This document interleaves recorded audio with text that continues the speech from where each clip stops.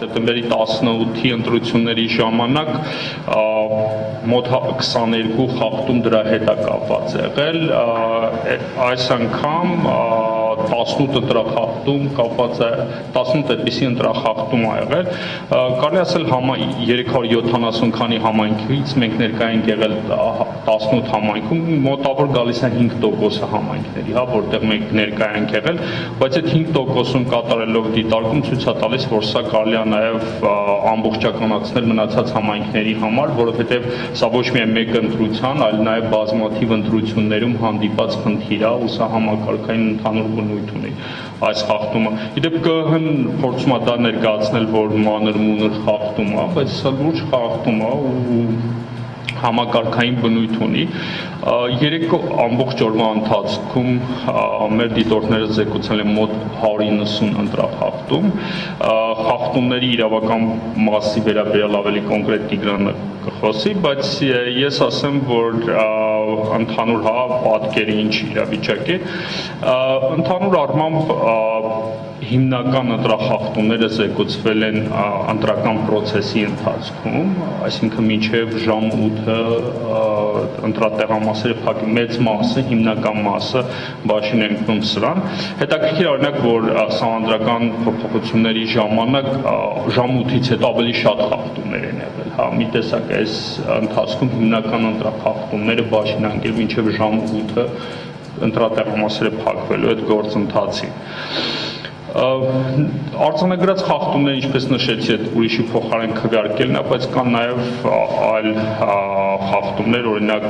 ընտրատեղամասում հանձնաժողովի անդամը կնիք էր դնում բաների վրա, ու ասում էր, որ հետագայում ինքը համոզված է, որ այդ ընտրողները գալու են, ինքը գիտի, որ այդ ընտրողները անպայման գալու են ու ինքը նախապատրաստվում է դրան։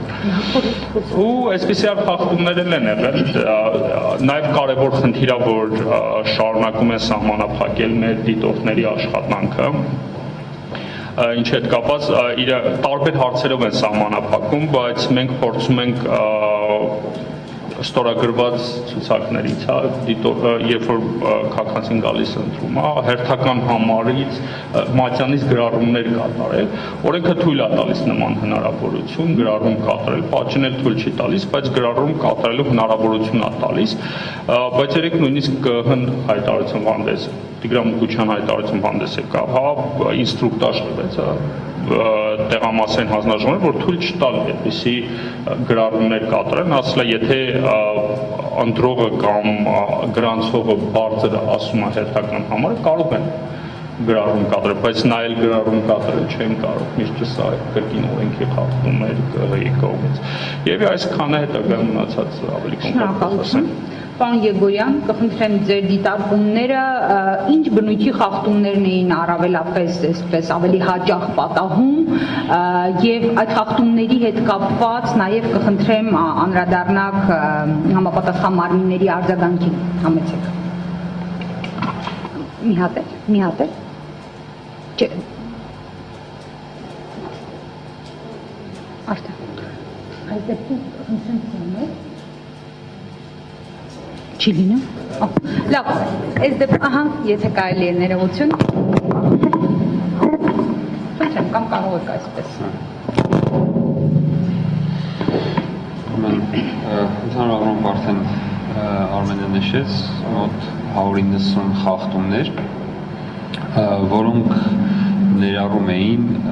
ընտրախախտումների հայտնի գրեթե բոլոր տեսակները եւ դրսևորումները,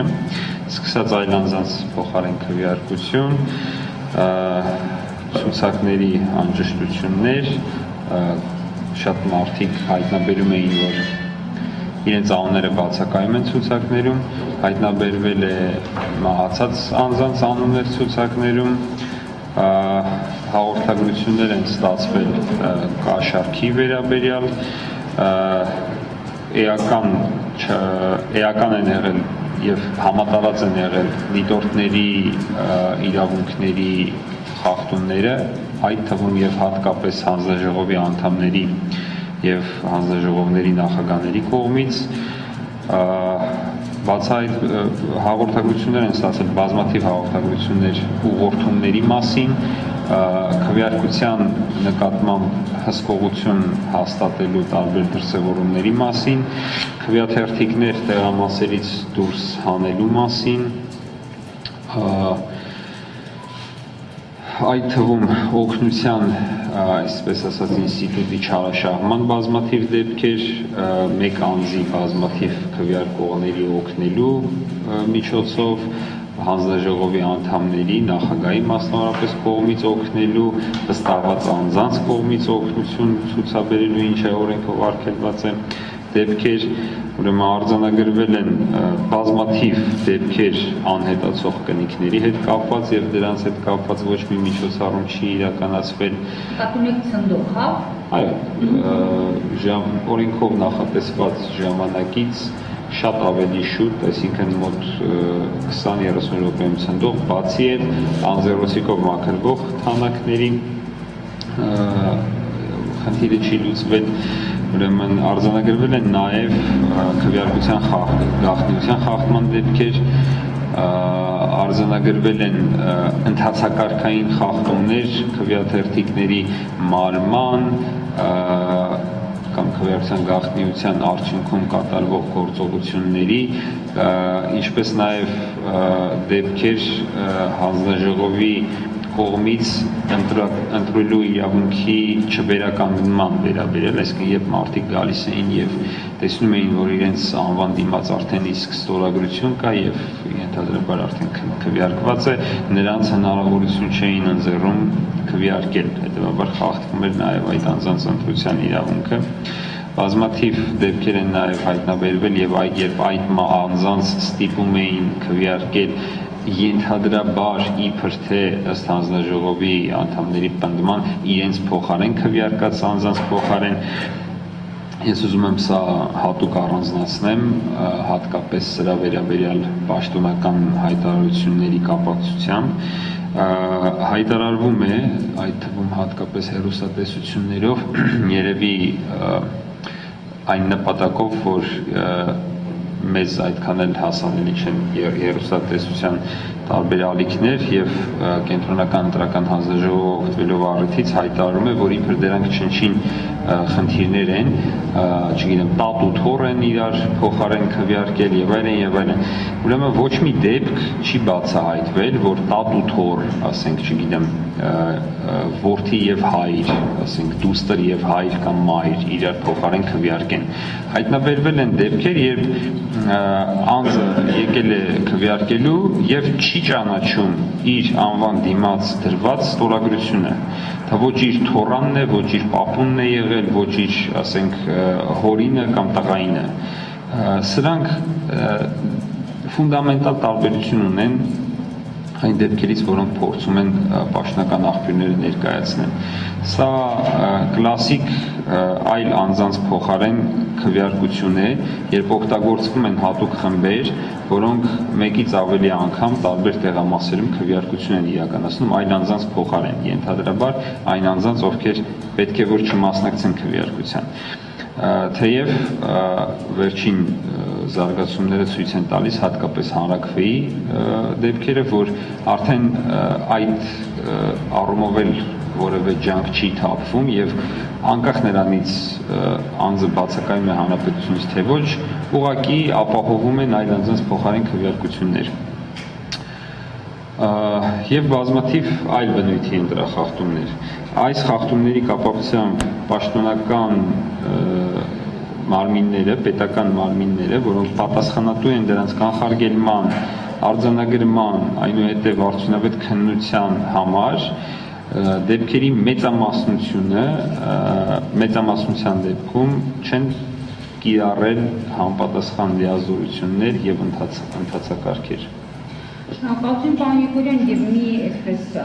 հարցել, ամեն դեպքում իշխանությունները եւ կենտրոնական ընտրական հանձնաժողովը ասում են, որ այդ խախտումները չեն եղել այնպիսի, որ կարողանային ազդել ընտրությունների արդյունքների վրա։ Այս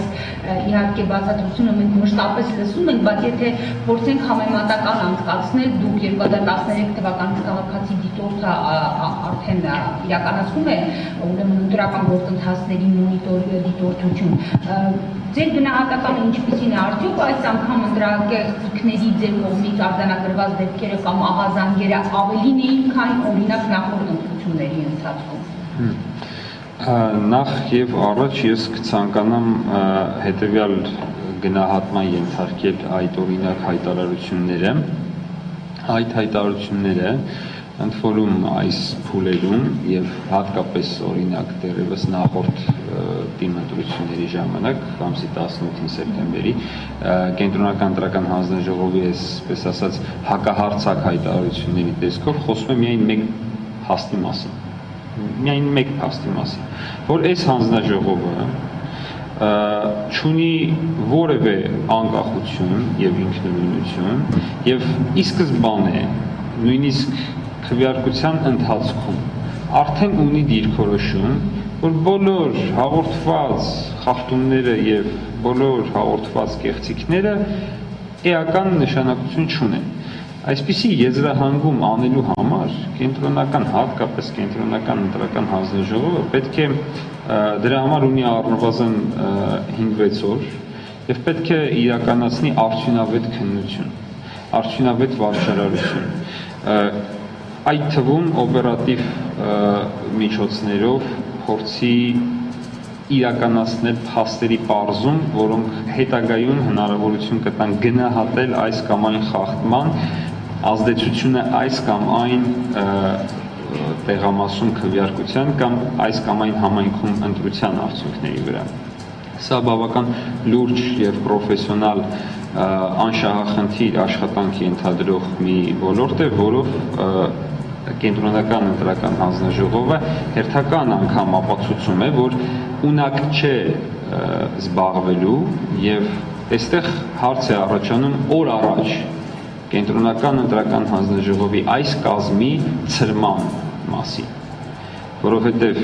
հերթական թիմ ընտրություններով կենտրոնական ընտրական հանձնաժողովը հաստատում է, որ ոչ միայն ունակ չէ, այլ նաեւ պատրաստ չէ ապահովել քվեարկության իրավունքը, ընտրության իրավունքը, ազատ եւ արդար ընտրությունների անցկացման իր պարտականությունը։ Շնորհակալություն։ Ֆրանսիակուց դուք եւս դիտորդություն եք իրականացրել բազմաթիվ համայնքներում, բայց ոչ շատ կարևոր է Վանաձորում եւ Գյումրիում 34 ուրեմն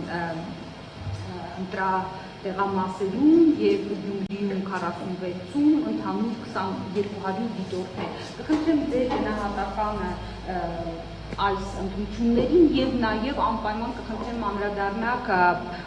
պատկան մարմինների արձագանքին, այդ թվում եւ ոստիկանության կողմից։ Պարոն Երգորյանը նշեց, որ կենտրոնական ընտրական հանձնաժողովը պետք է նախ որոշակի գործողություններ աներ, ապա միայն գնահատեր։ Մենք հիշում ենք, որ ոստիկանությունը ընտրությունների նախորդ օրը զգուշացրեց կեղծ ահազանգերի հետ կապված եւ այդ առիթով եւս դուք որոշակի անհամաձայնություն ունեիք, խնդրեմ։ Այո։ Ուրեմն մենք դիտորդություն իրականացրել ենք միայն Վանաձորում եւ Գյումրիում ընտրական տեղամասերի մի մասում եւ 4 այլ կազմակերպությունների հետ միասին, որոնք նույնպես գրանցված են եղել, նպատակ ունենալով ապահովել տեղամասում առնվազն 2 դիտորդի ներկայություն, որտեղ նույն կազմակերպությունից 2 դիտորդ իրավունք չունեին, գտնվել օրենքի սահմանափակման պատճառով։ Հիմա,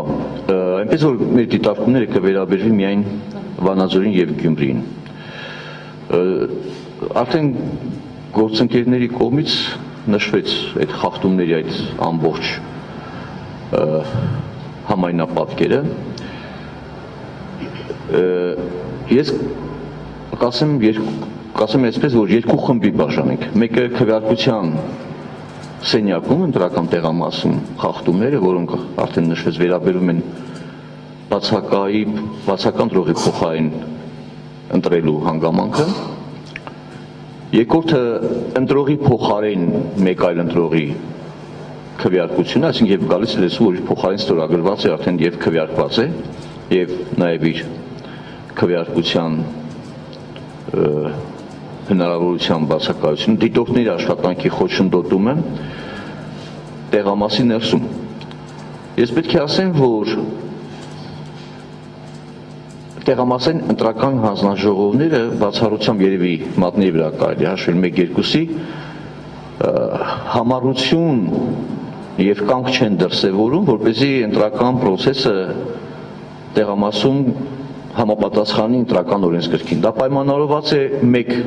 հանգամանքով կամ պատշաճ չեն տիրապետում օրենսդրությանը, նույնիսկ կրկնում կամ բացառություններ, որոնք բավական լավ հանձնաժողովի նախագահներ եւ կազգ կա, բայց ես որպես ընդհանուր դիտարկում եմ ասում, կամ բավարար չափով չեն տիրապետում ընտրական օրենսգրքին, կամ ակնհայտ հոգեբանական խնդիրներ ունեն, դրսի թելադրանքը ուրեմն դիմադրելու առումով, որտեղ եթե թելադրված է, որ պետք է այստեղ կազմակերպվի այսպիսի քվեարկություն, նշանակում է իրենք պետք է ենթարկվեն այդ հրահանգին։ Իսկ ով կարող է հրահանգը տալ, դա սկսած թաղային հեղինակությունից մինչև բնականաբար քաղաքական իշխանություն։ Որտեղ այս ընտրություններում թաղային հեղինակությունները կուսակցական փաթեթով ունեցան որոշակի ազդեցություն։ Այսինքն անունը կոչվում էր կուսակցական, կուսակցություններն են առաջադրվել, բայց այն անձին, որոնք ներգրավված էին այդ կուսակցությունների առաջին համարներում, դրանք թաղային հեղինակություններ էին մի որոշ մասով, մյուս մասը ասենք թե փորձում ենք որպես քաղաքական կուսակցություն հանդես գալու, բայց այնուամենայնիվ ես ինչքան հասկանում եմ ընտրության արդյունքներից, երևում է, որ թաղային հեղինակությունը որոշակի ազդեցություն ունի մեր ընտրական գործընթացում։ Եվ դրա հետևանքով երկրորդ խնդիրները մեծ մասը վերաբերում է ընտրական տեղամասի հարակից տարածքում տեղի ունեցող մթնոլորտին։ Եվ այս առումով ես ընտրությունները չեմ համարում ազատ։ Այս ընտրությունները ազատ չեն եղել։ Ընտրողը ազատ չի կարողացել իր կամքը, իր տեսակետը, իր մոտեցումը ներկայացնելու։ Որտեղ ճնշող գործոնները սկսած մինչև տեղամաս հասնելը, որը արտահայտվել է ակնհայտ ուղղորդմամբ կամ բերման ենթարկելու այդ պրակտիկան մինչև հիմա շարունակվում է։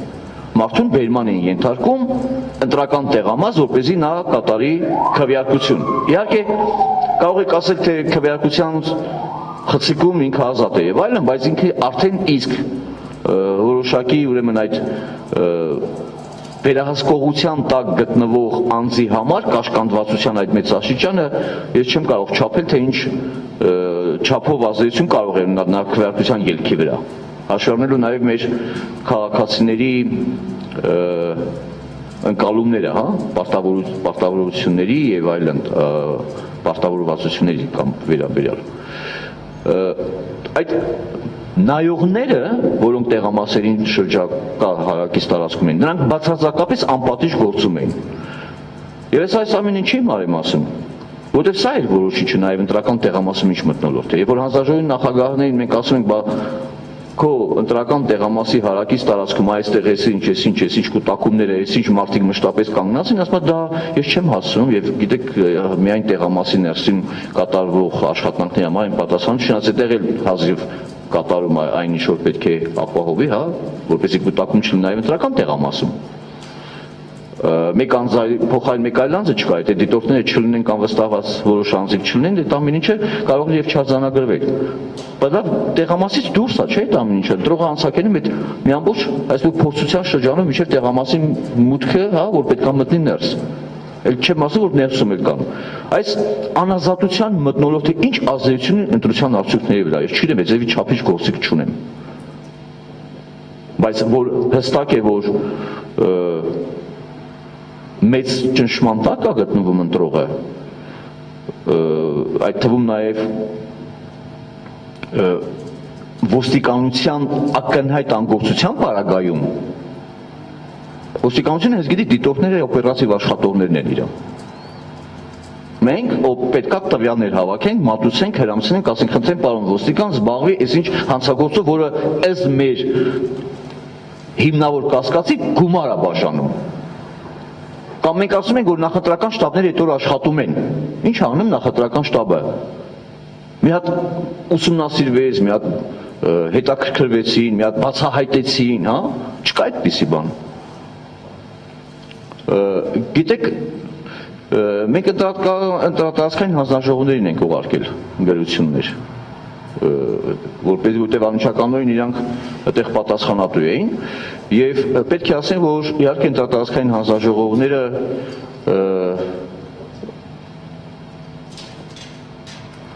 չէին կարող հետևել, որտեղ իրանք էլ կաշկանդված են։ Քաղաքական հստակ կա հրահանգ, թե ոնց պետք է իրան պահեն։ Ես ասեմ, որ հստակ ասել են, որ պետք է ամեն գնով կեղծել, որտեղ կեղծման ծավալը ցույց է տալիս, որ այդքան մեծ մասշտաբների չի ասել։ Բայց միաժամանակ, որ ինչքան կարող եք չափի մեջ ձեզ պահելով, հա, իրականացրեք կեղծիքներ, դա միանշանակ ակնհայտ երևում է։ Հա, այն նախկին ընտրությունների ժամանակ իմիջած սովորել են կեղծելու տեխնիկային, ոսկերչական ճշգրտությամբ ես նկատի ունեմ, որովհետև ակնհայտ երևում է, որովհետև Վանաձորում օրինակի համար մասնակցել է ընտրություններին ավելի քիչ ընտրող, քան թե նախորդ քաղաքապետի ընտրությունների ժամանակ։ Այսինքն, տեսնում ենք, որ ծավալը, իհարկե կարող ենք ասել գաղթագաղթի հաշվին է, բայց բոլոր դեպքերում թվերի նկարչությունը երևի չի հասել, որ կեսից ավելը ենթադրենք բաներն է, բերեն լցնեն։ Բայց այնուամենայնիվ կեղծիքները, եւ մենք օրինակ մտահոգություն ունենք, որ նաեւ դրսից մարդիկ են բերել։ Կար այդպիսի ահազանգեր։ Այսինքն այլ համայնքներից մարդիկ են բերել բացական ընտրողների փոխարեն ընտրելու, բայց ցավոք սրտի չկարողացանք բացահայտենք։ Այսինքն այս ամեն ինչի մասին մենք ուղարկել ենք համապատասխան գրություններ ոստիկանությունը փոխանակ միջոցներ ձեռք առնի, ասում փաստեր ներկայացրեք, որ ես զբաղվեմ։ Դա աբսուրդ է։ Մեր տեսեք, ժամը 8-ից հետո կենտրոնական ընտրական հանձնաժողովի կողմից բարձրաբանում էր տրված, որ կարող է մտնի դիտորդը կամ լրատվական միջոցը։ Կենտրոնական ընտրական հանձնաժողովի որոշում չի կատարում տեղամասային ընտրական հանձնաժողովը։ Մի ժամ ուշ է մտել մեր ուրեմն դիտորդը այդ տեղամաս։ Մի հատ պետք է ընտրատարածքային հանձնաժողովի ժանգից նաև չի բարեհաճում ժամանակին գա, մի ժամ հետո նոր մտնում է տեղամաս։ Այսինքն մի ժամ այդ տեղամասում ընտանիք այդ մարդը չի կարողացել մտնել։ Այսինքն նույնիսկ եթե այդ ձևի բարձրաբանում է տված ու դա նշանակում որ տեղամասային ընտրական հանձնաժողովը չի տիրապետում նույնիսկ կենտրոնական ընտրական հանձնաժողովի կողմից հա տրված այդ մեկնաբանությանը։ Կոնսակունդ ամեն դեպքում եթե փորձենք այսպես ամփոփել ընտրատեղամասի ներսում, հա, ընտրախախտումների դեպքերը, այդ առումով պատկերը ինչպիսին է։ Նշեցիք, որ ընտրատեղամասի դուրս արդեն Ես ընտրատեղամասի ներսում եմ նշեցի, օրինակ քաղաքացին երկրորդ անգամ է գալիս փորձում քվեարկի, հա, միջև բանը դիտորդը կամ վստահված անձը չեն ուրեմն միջամտում այդ խնդիրը չի կարգավորվում։ Հասկանում եք, ասենք թե բոլոր տիպի ինչ խախտումներ եղել են արձանագրվել են։ Մեր ընթացիկ զեկույցները ես չվերընթերցեմ, որտեղ բարբերականությամբ ամեն 4 ժամվա ընթացքում խախտումների վերաբերյալ մենք տվել ենք այդ տվյալները։ Ուղղակի դեռ չեն կապում։ Համեմատության մեջ նկատի ունեմ, եթե փորձենք համեմատել, ինչպիսի դինամիկա կա։ Ոչ մի դինամիկա չկա ժողովուրդ։ Ուրեմն ես ձեզ հստակ եմ ասում, բացարձակապես ոչ մի ընտրական օրենսգիր չի աշխատելու Հայաստանի Հանրապետությունում, եթե ընտրական խախտումներ կատարողները մնալու են անպատիժ։ Սա հստակ եմ ասում։ Ամենակատարյալ ընտրական օրենսգիրքի պարագայում թաղային հեղինակությունը խուժանը քաղաքական ղեկավարության ներքո, եթե գործելու է ու անպատիժ ոչ մի բան չի աշխատելու։ Ես ես վստահեցնում եմ հստակ Վանաձորի եւ Գյումրիի ուրեմն օրինակներով։ Օրը ցերեկով ընտրական տեղամաս է բերում սննդի արկղ ժամը 10:40, հա, առավոտյան։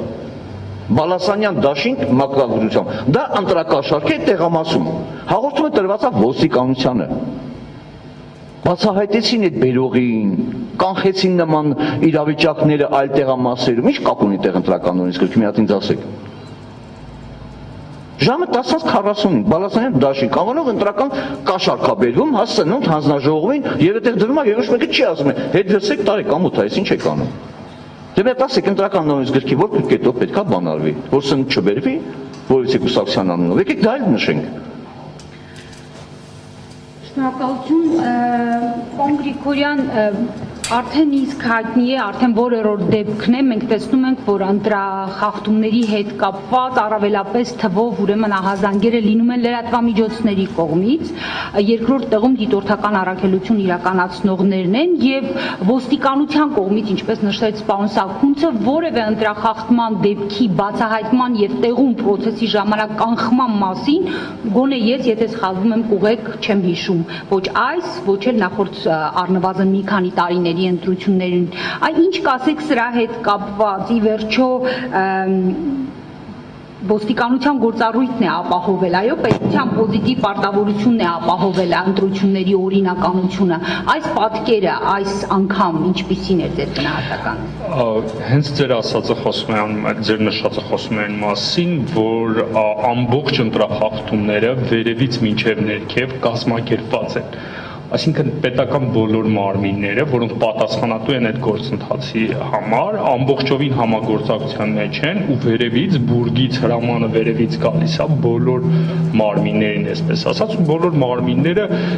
միակ դեպքն է երևի, որ մեր ամբողջ պետական համակարգը հարմոնիայի մեջ է աշխատում։ Դա երևի Հայաստանի Հանրապետության եզակի դեպքերից է, ամբողջ պետական համակարգը հարմոնիայի մեջ է ու մեկ գործառույթ են կատարում ընտրախախտումներ ու այդ ընտրախախտումների համար անպատժելիության մթնոլորտի ստեղծում, որովհետև եթե վերևից հրաման չլիներ, ցանկացած դեպքում ոստիկանությունը իր գործառույթը կկատարի, իր պարտականությունները կկատարի կամ մնացած նույն ԿԸՀ-ն իր օրենքով սահմանած իր պարտականությունները կկատարի, բայց քանի որ բուրգի վերևից հրաման կա ու որպես ավտորիտար ռեժիմ իրենք աշխատում են հարմոնիայի մեջ, ապա մենք ունենում ենք այնպիսի իրավիճակ, երբ որ ընտրախախտումների համար չկա պատիժ եւ նույնիսկ համագործակցություն կա շատ դեպքերում։ Իդեպ դիտորդների գործունեության մասին նշվեց, հետաքրքիր է, որ երեք մեր հաճախ ոչ միայն երեք, ընտրությունների ժամանակ դիտորդներին ընկալում են ամբողջ գործառույթ ընտրական process-ի օրենսդրական օրենսդրության համապատասխան անցկացնելու պարտավորությունը։ Մենք մի հատ տեսանյութ ենք հրապարակել երեք, հանձնաժողովի դիտորդը խախտման վերաբերյալ զեկուցում է, որ ընտրատուփը բացվում է եւ խնդրի մասին բարձրաձայնում է, հանձնաժողովի անդամը ասում է, բայց դուք դիտորդ եք, դուք պետք է մնաք այստեղ վերահսկեք, որ չբացվի խնդրը։ Այսինքն աբսուրդի հասնող իրենց ընկալումների մեջ դիտորդը այդպիսի պարտավորություն ունի, հա, դիտորդը եւ ոստիկանի եւ ընտրական հանձնաժողովի եւ ԿԸՀ-ի ամեն բոլոր պարտականությունները երբեմն ընկալում կա, որ մնացել է դիտորդի վրա եւ այդ ամենը դիտորդը պետք է կատարի։ Ու դա նաեւ ձեր նշած խնդրից է գալիս, հա, եւ ամբողջ պետական մարմինը անգործության համարնել կամ մասնակցում է ուղղակի եւ անուղղակի ընտրախախտումներին, ապա ամբողջ բեռը մնում է դիտորդների վրա եւ նաեւ այն մարդկանց վրա, որ ցանկությունների անդամ են կամ ցանկությունն են Հայաստանում տեսնել ազատ եւ արդար ընտրություններ ու ցավոք սրտի այս պահին այդ մարդկանց թիվը, ովքեր որ ցանկություն չունեն, հա, տեսնել ու պետական համակարգում ներգրավված են, իրենց թիվը շատ մեծ է, հա։ Մի բան ես բազենամ լրացնեմ, ուրեմն այն, որ այդպես են ընկալում դիտորդին, դրանով հաստատում են, որ իրենք խախտողներն են։ Ասում են, մենք խախտելու ենք, դուք կարողանում եք մեզ բռնացրեք։ Անհեթեթության ամենավերջի գագաթնակետը, նույնիսկ ոստիկանն ասում է, «Բայց դիտորդ ես գնա թևիցը բռնի եւ այլն»։ Ասում ես գնա թևիցը բռնեմ, հետո իմ վրա գործ ծագես, ասես գնացես քաղաքացու վրա բռնություն ես գործադրում։ Կկանգնած այստեղ տեսեք, կուտակում հասկացողությունը ախր դա պատահական չի, ինքը գիտի, որ կուտակում կատարողները նայողներն են, հա։ Պետքա գաս հանձնաժողովի նախագահին ասես տիկին ջան, պարոն ջան, ես մի հատ հրահանգ տվեց ոստիկաններին, որ բան անեն։ Դուրս են գալիս ասում են, թե ով է պահանջել, որ հեռացնեն դիտորդը։ Հասկանում եք, չէ՞ ինչ է կատարվում։ Ոչ թե հանձնաժողովի նախագահն է, որ նա պարտավոր է, եւ ոչ թե ոստիկանը, որ նա պարտավոր է, այլ դիտորդն եկավ խառնեց։ Այսինքն մեզ բան են անում այս իրանց հավատով վատ վիճակի մեջ են դնում դեմ հանդիման են, նա մոռանալու, որ դա այդ խաղերը չի անցնելու եւ դրանից հետո ոստիկանությունը հանդես է գալիս, ինչ որ չգիտեմ հաղորդումներով եւ այլն, ընտրական process-ը կներեք Արեգ ջան, ընտրական process-ը իր ժամանակի տեսակետից փչացող process է, այսինքն նկատի ունեն, որ ինքը հերատապ է պահանջում, հերատապ հենց այդ ժամանակ կատարել գործողություններ։ Դու այսօր ինչ անելու ոստիկանությունը երեկվա խախտումների համար որևէ իրական նշանակություն չունենալու այդ ընթացքի վերաբերյալ։ Դե գլխավոր դատախազությունն ասում է 300, չգիտեմ, 50 ավելի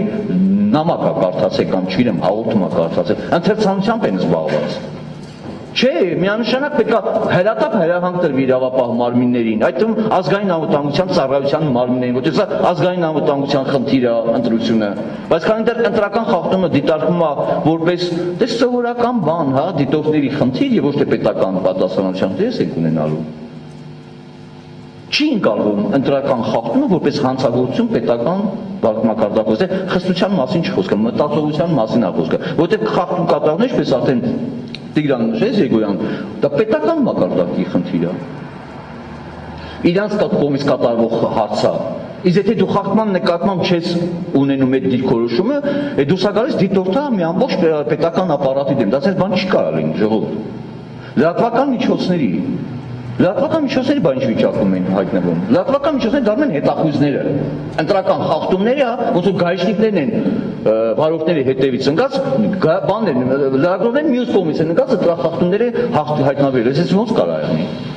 Ես այս վիճակը բացարձակապես չի կարող շտկվի որևէ նույնիսկ եմ կրկնում ունիվերսալ բաներով, օրենքներով, ամենակատարյալ օրենքներով ես չեմ կարողանում բան անեմ, մտածեմ, որ կարող է այս վիճակը շտկվի, քանի դեռ կա անպատժելիություն, եւ անպատժելիության մեջ այդ հեղինակները իշխանության պատասխանատու անձիկ են։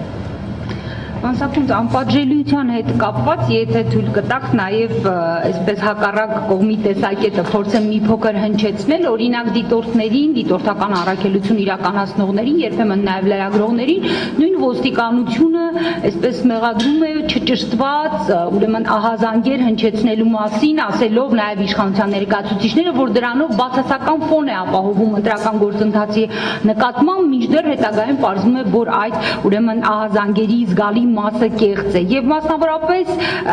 ոստիկանությունը ընտրությունների նախորդին հայտարարությամբ էր հանդես եկել զգուշացնելով ձեռնպահ մնալ կեղծ ահազանգերից, ինչին դուք արձագանքել եք, ասելով, որ նման հայտարարությամբ չպետք է հանդես գա ոստիկանությունը եւ ի պատասխան ձեր այդ ուրեմն մտահոգությունը, որ ասել եք ոստիկանությունը պետք է զգուշացներ հնարավոր ընտրական խախտումներ կատարողներին, որ նման փորձ կատարողները անպայման կենթարկվեն պատասխանատվության, մինչդեռ փաստորեն արվել է հակառակ զգուշացում հնարավոր կեղծ ահազանգերի համար իրավական հետևանքների մասին, ինչը որոշակի ճնշում է։ Ահա ձեր այդ դիտարկումները որակել է որպես մատից, կներեք, մատից ծծած ենթադրություններ եւ կխնդրեմ ձեր ամեն դեպքում արձագանքը սրա հետ կապված, այո։ Ճիշտ ասած, երեք պարոն Ահարոնյանը շատ ես հրավիրել էի այսօրվա մամուլի ասուլիսին Facebook-ով։ Կներեք, ուղղակի ձեր որոշակի գործառույթները վերցնելով, որտեղ ինտենսիվ մարդը Facebook-ի մեջ բան էր գնում։ Եվ հիմա գիտեմ, որ այս բանն էլ լսում է։ Եվ ընթացքում փոխեց իհարկե մոտեցումը, որ ոստիկանությունը դարձեց, որ կրկին հիշեցնում ենք, որ ընտրախախտումների վերաբերյալ ահազանգեք ոստիկանությանը եւ պատկան մարմիններին։ Վերջապես մի բան գլխի ընկան, որ պետք է անեն այն ինչ որ պարտավոր են անել, ոչ թե պետք է անեն բան, որոնք ընդհանրապես իրենց լիազորությունների մեջ չի մտնում։ Հիմա ես ձեզ վստահեցնում եմ եւ նորից կրկնում եմ եւ ինչպես պատասխանել եմ, թող ոստիկանությունը ցույց տա մեկ օրինակ, որ իր նախաձեռնությամբ, իր ուժերով ընտրակաշարքի դեպք է բացահայտել, որի վերաբերյալ բազմաթիվ տեղեկություններ էր տարածված։ Թող մի հատ օրինակ ցույց տա, ասի, գիտեք, մենք փորձեցինք այս օպերատիվ աշխատանքները, այսքան տեղամաս այցելեցինք, այսքան մարդուն բերման ենթարկեցինք, հա, բերման ենթարկում են հավաքի մասին։ Թող մի հատ օրինակ բեր, էլի, ասես քան չարչարվել եմ։ Ու ժողովուրդ ջան, այդ ձեր աննամուս ինչն եմ ասել, մի հատ չաչակցեցիք, գոնե մի հատ դեպք բացահայտենք։ Թող մի հատ օրինակ ցույց տա։ Կամ ասի մի հատ ասենք թե վարչական դրեց այդ քաղաքացիների ուղղորդված հոսքը լիքը համարներ ենք տվել ժողովուրդ, գազելների համարներ ենք տվել, էլ ինչ ոնց անենք, համարներով գրել ենք, թող ասենք այս գազելները մարդկանց են տեղափոխում, գնացեք բռնեք, ուսումնասիրեք, կանխեք եւ այլն, էլ ինչ անենք, ոստիկանության ուրեմն այդ հայտարարությունը վերեսին կրկնում եմ, դա համարում եմ սպառնալիք, ընտրախախտումների վերաբերյալ ահազանգում կատարողների նկատմամբ, ինչու համար, որտեղ շատ լավ գիտենք, թե ինչ պրակտիկա է տիրում, գիտեք, հիշեցնեմ, եթե ես վկայություն եմ տալիս կամ որևէ տեղեկատվություն եմ տալիս ու չկարողացա ապացուցեմ, ապա իմ նկատմամբ սուտ մատնության հոդված են դնելու։ Մենք լավ հետևում ենք, պարոն Ահարոնյան, պարոն ոստիկանություն, պարոն քննչական կոմիտե եւ բոլոր այլ իրավապահումներն, թե ինչ պրակտիկա է տիրում այս ուրեմն սուտ մատնության հիմքով քրեական գործերի առումով, հա։ Եվ ամենից կարևոր հանցագործությունների ժամանակ, երբ որ պետք է հանցագործությունը կոծկել, այսինքն փչացնել վկային, օգտագործում է սուտ մատնության հոդվածը։ Մենք դրա վերաբերյալ առանձին իհարկե կներկայացնենք մեր մոտեցումները, բայց սա է, ես ոնց ապացուցեմ։ Եվ դա ասում եմ, հետևանքներ, իրավական հետևանքների համար, չէ, իրավական հետևանքներ կունենան։ Փոխանակս բանան է, ասի, որ խախտումներ կատարողների համար հետևանքներ կունենան, այսինքն վճռականություն արտահայտի, վճռականության մասին խոսք չկա։ Այսինքն սա գիտեք ասելու բան էլ չկա, որտեղ այգուբենային աքսիոմատիկ, չգիտեմ, արդեն հասել ենք Պլանկենին աշճանի ասել, որ արդեն պետք է բացատրենք, թե ինչ անեն։ Շատ լավ, շնորհակալություն, համեցեք իհարկե, ասեմ, իհարկե սա արդեն անդրադարձ կատարվել է, բայց մոտավորապես այն ինչ որ ԿՀ-ի մասին ասվում, նույնը ոստիկանության մասին է պետք ասել, եւ քանի որ այս միջոցները օգտագործվում են իրականում հենց հանրությանը, հատկապես ակտիվ հատվածին, դիտորդներին եւ ԶԼՄ ներկայացուցիչներին ահաբեկելու եւ վախի մթնոլորտում պահելու եւ դրա արդյունքում նաեւ այդ ներկայացվող հաղորդումների թիվը նվազեցնելու նպատակով ես ուզում եմ հիմա հնարավորինս հրապարակային ասել, ուրեմն այդ սուտ մատնության կապակցությամբ քրեական հետապնդումը իրավական տեսանկյունից, օրենքի տառի մեկնաբանության եւ կիրառման տեսանկյունից դիտորդների եւ ԶԼՄ ներկայացուցիչների կողմից իրենց գործունեության ընթացքում դիտարկված կամ ստացված որևէ տեղեկության մասին հրապարակումը, այդ թվում նաև ոստիկանությանը եւ այլ իրավապահ մարմինների ներկայացնելը չի կարելի եւ հնարավոր չի դիտարկել որպես սուտ մատնություն նույնիսկ եթե այդ փաստերը վարույթ իրականացնող մարմինները չկարենան հաստատեն կամ բացահայտեն։ Սա ես հստակ ուզում եմ ասել, որպեսզի ոչ մի դիտորդ, ոչ մի ԶԼՄ ներկայացուցիչ, ոչ մի քաղաքացի դույզն ինչ մտավախություն չունենա եւ բոլոր նման ռեպրեսիվ ոտնձգությունների դեպքում ես կարծում եմ, որ մեծ թվով իրավաբաններ կրկին հնարավոր կլինի համախմբել եւ այս ուղղությամբ հերթական պաշտպանությունը կազմակերպել քաղաքացիների, ԶԼՄ ներկայացուցիչների եւ դիտորդների։ Սա հնարավոր չի լինելու եւ Ահարոնյաններ կամ չգիտեմ ովքեր թող մտքներից հանեն նման մեթոդներով մարդկանց ահաբեկելը։ Սա չի անցնելու։ Շնորհակալություն, մեր գործընկերներից հարց ունեն, ներկայացեք եւ տվեք ձեր հարցը։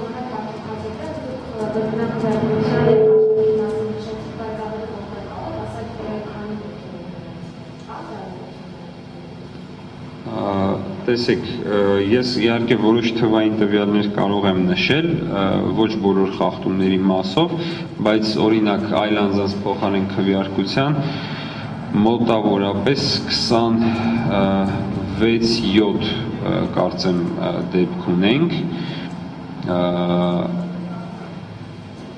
դա կազմում է 10%-ից ավելին, 15% մոտավորապես, իսկ դա շատ մեծ թիվ է, եթե այդ թիվը մենք համապատասխան էքստրապոլյացիայի ենք ենթարկում, կարող եք հաշվարկել, թե որքան լրացուցիչ քվե է դրա միջոցով ապահովվել այս կամ այն թեկնածուին, դաշինքին կամ կուսակցությանը։ Դրա հետ մեկտեղ էական է նաև ուղղորդման, քվեարկության վերահսկողության եւ այլ միջոցներով կամքի ազատ ձևավորման իրավունքի խախտման դեպքերը, որոնք եւս էական ազդեցություն են ունենում ընտրության արդյունքների վրա։ Բացի այդ, մենք այս պահին դեռ չենք կարող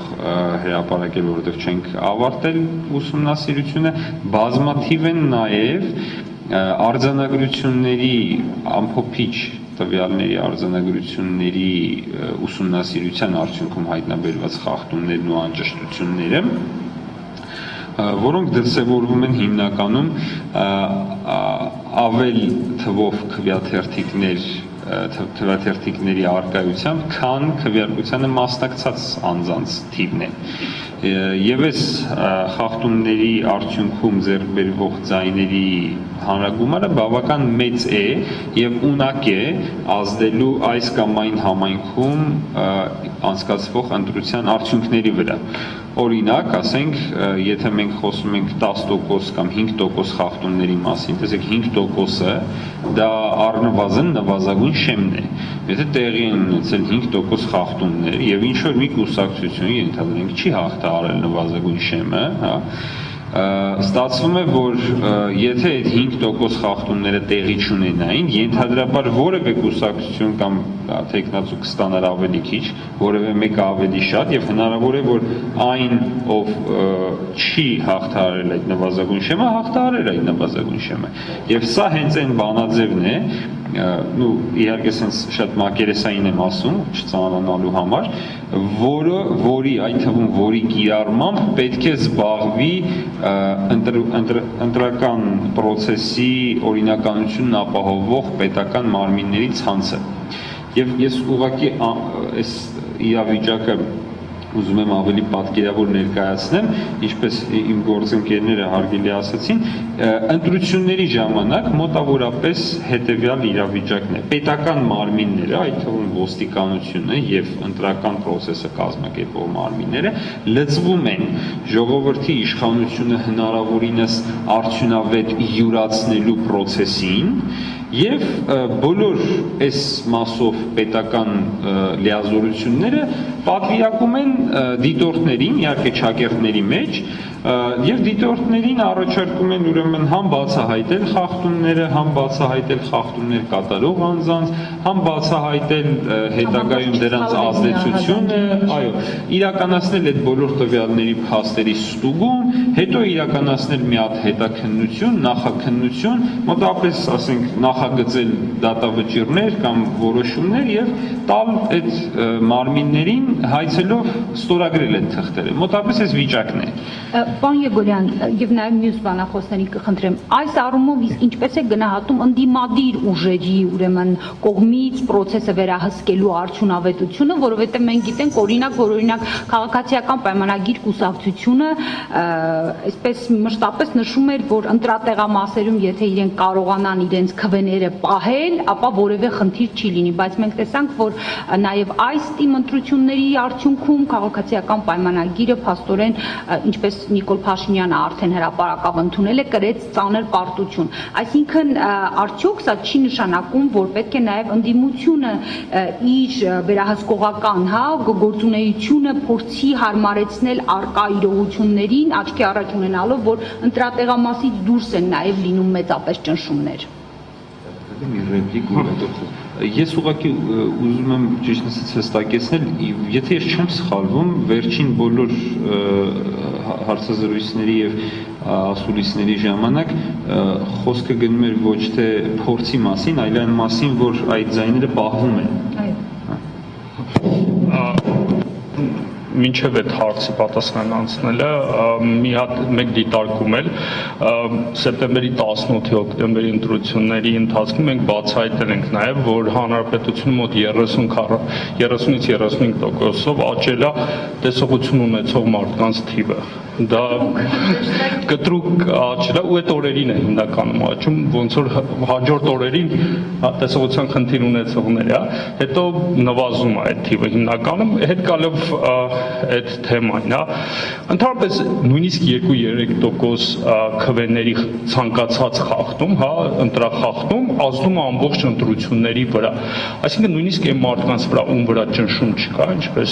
պարոն Սաքունցը նշեց, եթե նույնիսկ մարդը գնում է ազատ ընտրության, իր ազատ կամքն է արտահայտում, բայց ինչ որ միտեղ ընտրախախտումներ են տեղի ունենում, ապա ամբողջ արդյունքներն է փոխվում ու բոլորի ընտրական իրավունքն է խախտում այստեղ, ամբողջական է խախտում, այսինքն դա չի նշանակում 2-3%-ի մասին։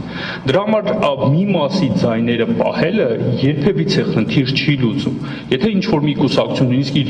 43% օրինակի համար պահի,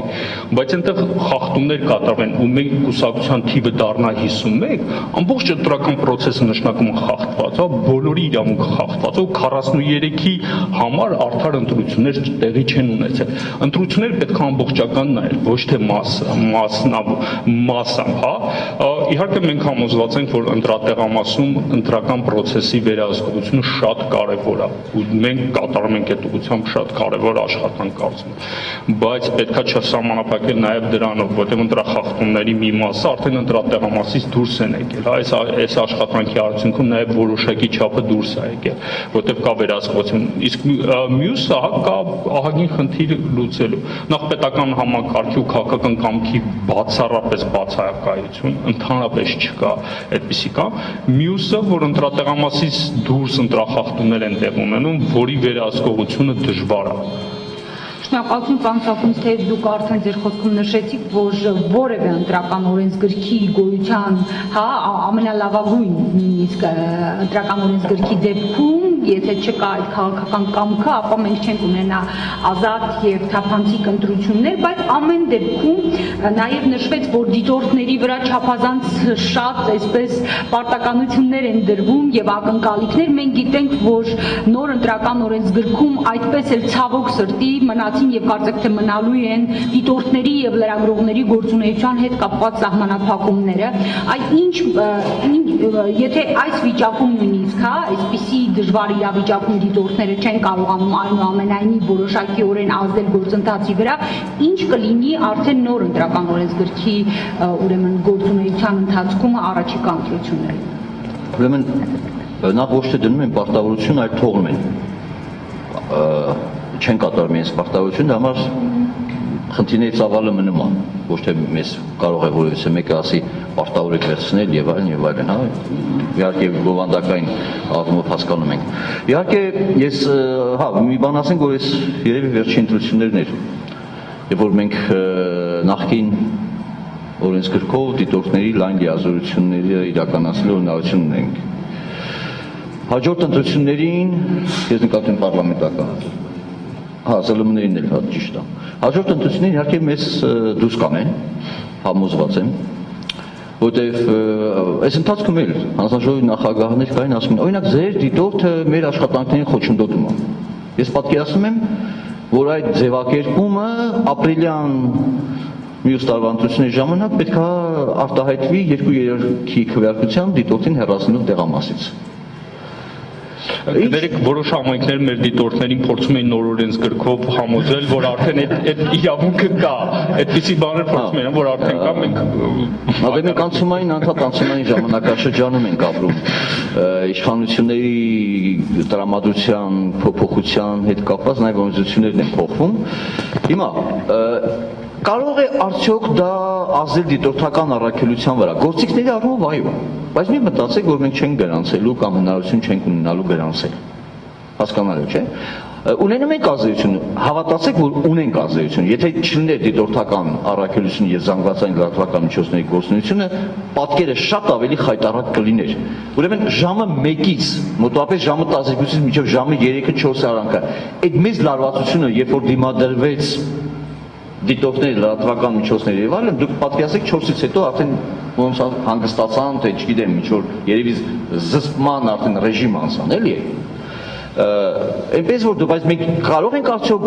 ելքը որոշել ընտրությունների այն ինչ որ քաղաքական ուժերն են ուզում, կներեք դա մեր դիրահասության մեջ չի գտնում եւ ինչ չի ուզում թե որ կուսակցությունը ինչքան ձայն է հավաքելու կամ ոնց է պահելու իր ձայները, որտեւ մի հատ հաստամ։ Իսկ կա կուսակցություն, որ չէր ուզենա կեղծ ընտրության արդյունքները, հանուն որ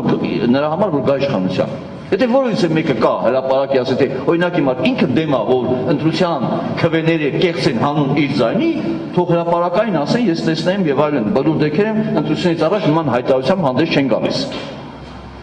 Այլ հենց որ սկսում են արդեն ասենց ասենք, քանի բացակայում է կեղծելու հավասար հնարավորությունները։ Այստեղ մեր դիտորդների համար կապ չունի թե որ կուսակցությունն է, որովհետև մենք կուսակցությունների անուններ են փոխվել, մասնագետ բլոկների կոալիցիաների անուններ են փոխվել եւ այլն, բայց էությունը մնացել է նույնը։ Նախին բողոքողները հետո դառնում են կոալիցիայի անդամ, նախին գոհերը հետո դառնում են դժգոհներ, չգիտեմ, էզևի դա մեծ ավելի շատ ընտրական մշակույթն է։ Կարևոր որ քաղաքացին ազատ կարողանա արտահայտել իր բանը կամքը, իսկ թե ինչքան ձայն են ստացել, դա արդեն թող իրանք մտածեն, ծանր են կրել, թե թեթև են կրել պարտությունը, հաղթանակը եւ այլն, դա բոլորին այլ թեմայի հարց է։ Մեր խնդիրն է, ունենք աչակից արդյոք, որպեսզի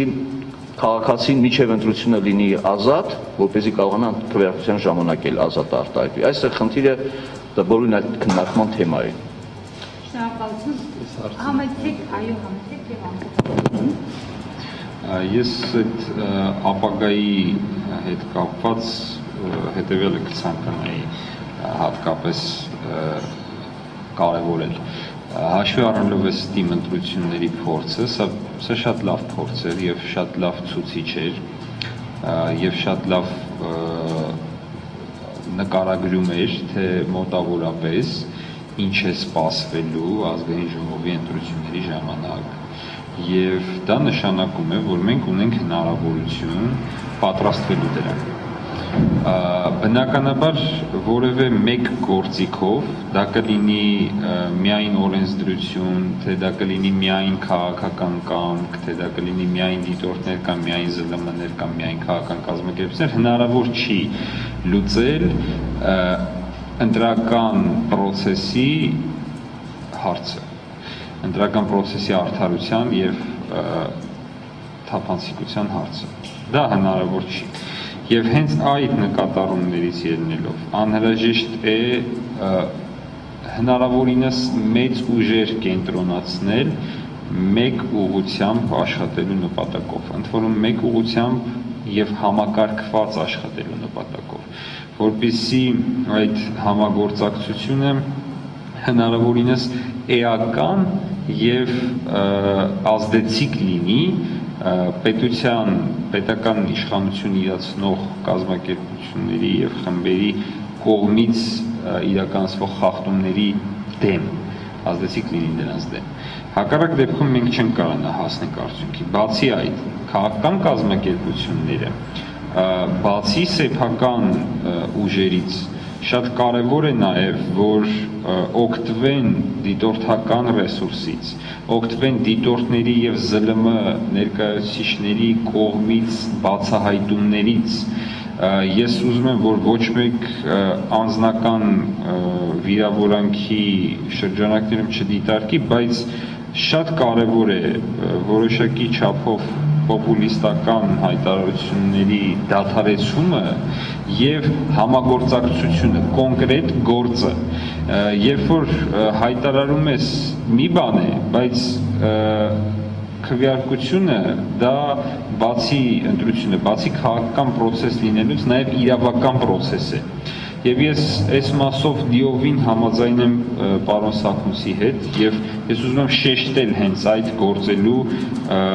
անհրաժեշտությունը այդպես գործելու։ Պետք է գործել օպերատիվ,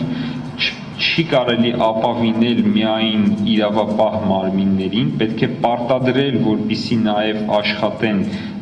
քվեարկությանը հնդածս եւ քվեարկությանն անմիջապես հաջորդող ժամանակահատվածում վարչական մարմինների պատշաճ աշխատանքը, որոնք հենց պետք է այդ խախտումների ազդեցությամբ գնահատմամբ զբաղվեն, այդ խախտումների խորքային եւ օպերատիվ վերլուծությամբ, որը քրեական գործ չի դեռ, բայց հենց այս process-ով է ապահովվելու այս կամ այն խախտման ազդեցության գնահատումը ու դրա վերաբերյալ որոշման կայացումը։ Սա պետք է լինի խորհրդարանական ընտրությունների նախապատրաստվելու հիմնական ռազմավարությունը։ Շնորհակալություն, պարոն Եգորյան, հուսանք, որ ամեն դեպքում նաև այս թիմ ընտրություններից հետո համապատասխան հետևությունները կարվեն եւ առաջիկա խորհրդարանական ընտրություններից առաջ ջանքերը մեկտեղելու ուղղությամբ ձեր հիշատակած process-ները կգնան։ Հարգելի գործընկերներ, այսքանով ավարտում ենք մեր այսօրվա քննարկումը։ Շնորհակալություն հարգելի բանախոսներ, քննարկումը վարեցի ես, Արևիկ Սահակյանը, մինչ հանդիպում։